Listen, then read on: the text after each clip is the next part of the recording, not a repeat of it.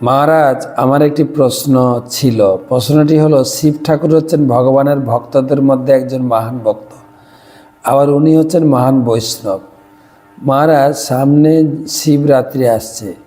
আমি দেখছি আমাদের এখানে শিব ঠাকুরকে সিদ্ধি, মধু, গাঁজা, ডাবের জল, দুধের সাথে মিশিয়ে শিব ঠাকুরের মাথায় ঢালা হয় এবং তার সাথে কলকেও দেওয়া হয়।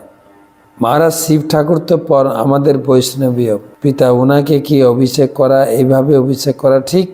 কিভাবে শিব ঠাকুরের অভিষেক করতে পারি না? কে কি করছে আপনি জ্ঞান দিলে ওরা নেবে না। আপনি কিভাবে করবেন সেটা বলা যেতে পারে। আপনি সকাল থেকে উপবাস করে শিব ঠাকুরের পূজা করুন।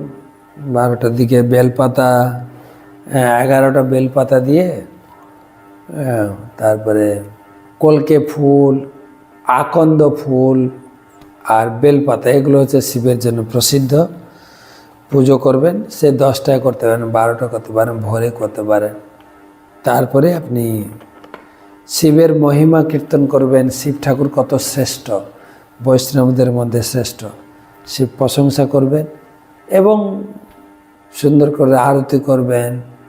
ভগবানকে ভোগ নিবেদন করা হলে, ভগবানকে ভোগ নিবেদন করার পরে সেই প্রসাদ শিব ঠাকুরকে নিবেদন করবেন।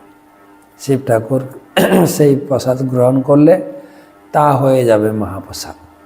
এইভাবে সংক্ষেপে শিব পূজা করতে পারেন।